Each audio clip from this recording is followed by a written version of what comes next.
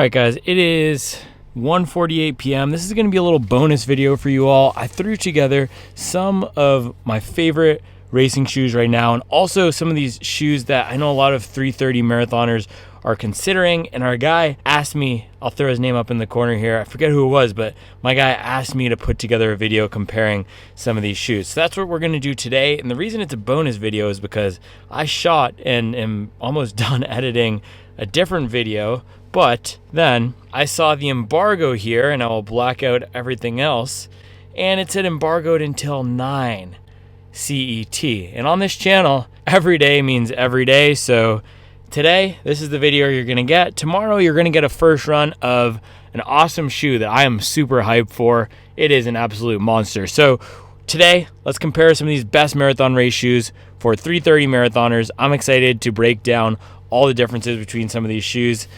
We also got to go do school pickup. We got the duckies here. Let's ride, hit the park, do this breakdown quickly, and let you know which one of these shoes is going to be best for your race. Let's do it.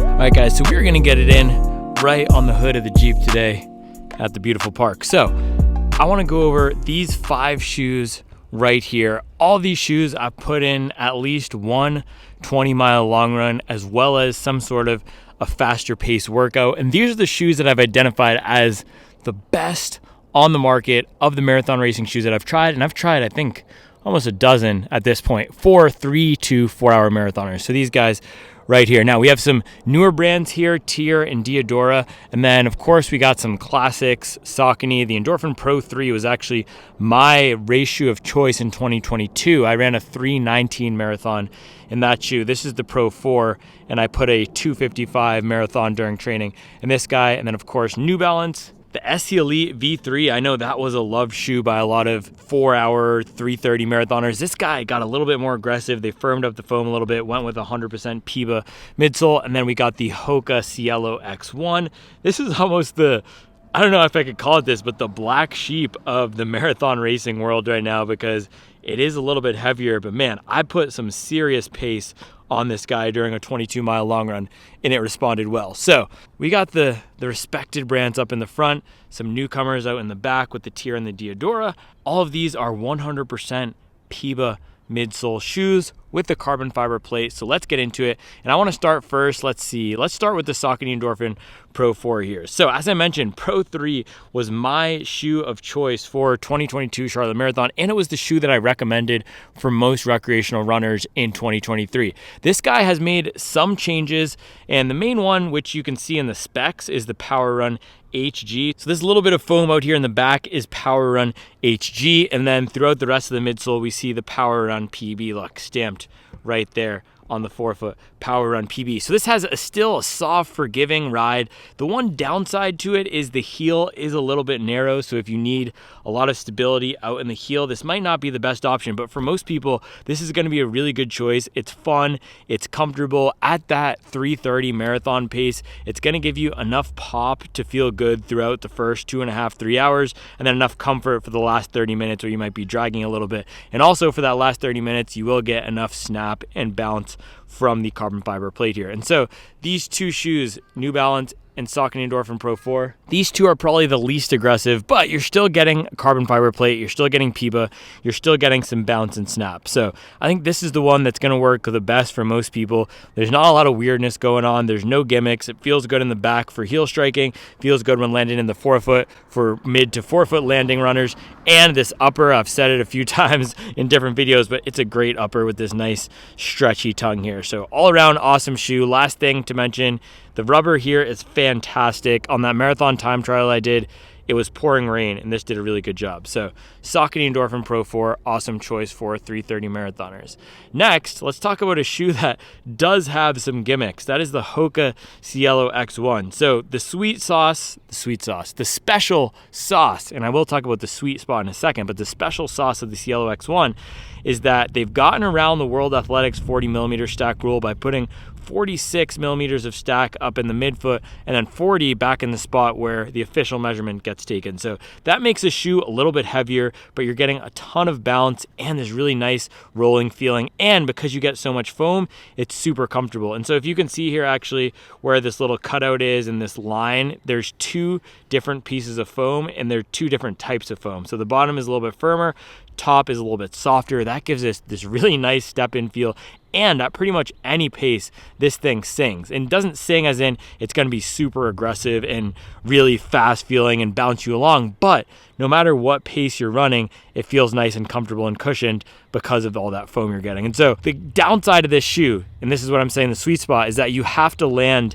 in the sweet spot, which is right about where my thumb is right now. You have to land here or forward for this thing to really work for you. If you're landing on your heel, and you can see as I put the shoe down on the hood of the car, if you're landing on the heel back here, you're gonna have to fight over this midfoot hump in order to get the most benefit out of the shoe. And sometimes it can feel like, I know a lot of runners describe this in the Alpha Fly 1 and 2, but it can feel like there's a little bit of an arch poking up if you land on the heel because you have to fight over that bump. So main downside is not gonna work that great for heel strikers. The stability is pretty good. You get a wider base out here, and the upper is also awesome. It's not a sock fit, but it feels almost like a sock fit with what they've done with it, and it's a little bit of a heavier weight material. I think I called this almost a Carhartt material here, but it is a really nice upper, nice fit and lockdown. Laces are a little bit odd, but I've had no issues with it. And so for this shoe, I mentioned I took it out for that 22-mile long run. I had some marathon pace. I had some threshold pace. For me, threshold is about 6 flat per mile. And I had no issues getting this thing down to 6 flat pace at the end of a 22-mile long run. So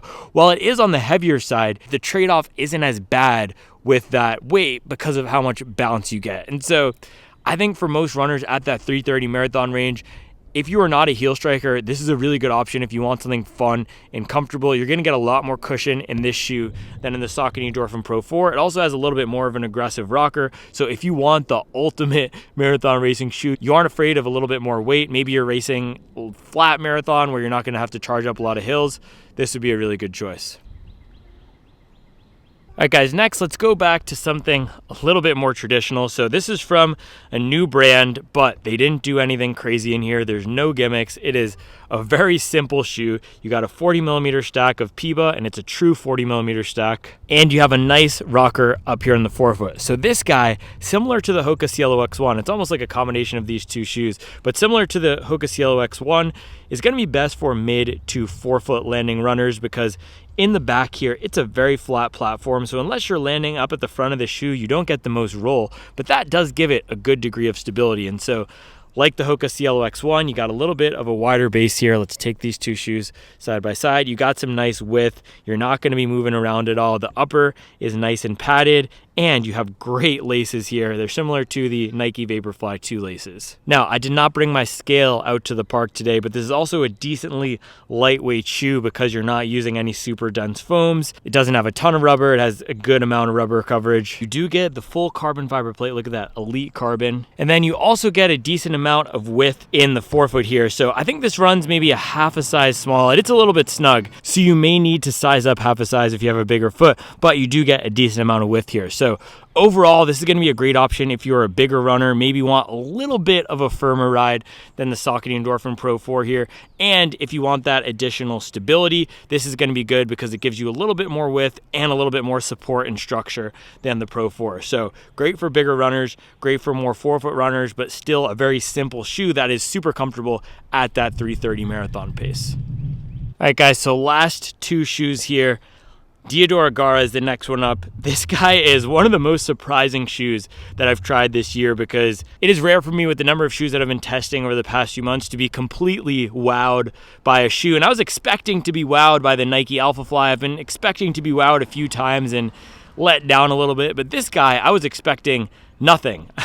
And it really impressed me because, first of all, this Anima PBX foam, again, PBAX foam, like all the shoes we have out here, but something about this guy is just a little bit different. It's the perfect amount of softness. It gives you a nice squish without being too mushy. So I think this is a shoe that's going to work well for a lot of runners, lighter runners, higher cadence runners, lower cadence runners, because of how awesome this foam feels. You also get a nice rocker up here in the forefoot, probably one of the more aggressive rockers that we see out here, and key thing with this shoe, look at the caboose. Look how much foam we have hanging out the back. That's going to make it a really comfortable shoe for heel strikers. And so with this guy, no matter the pace, no matter how my foot was landing in the back, in the middle, in the front, I got that nice roll through. This is a foam that just pushes you right along through the platform paired with the full length carbon fiber plate. And so look at this, you got the carbon fiber plate here, and you can see it is very carbon fibery. It looks like a race car here, and that's because this was manufactured in partnership or in the same factory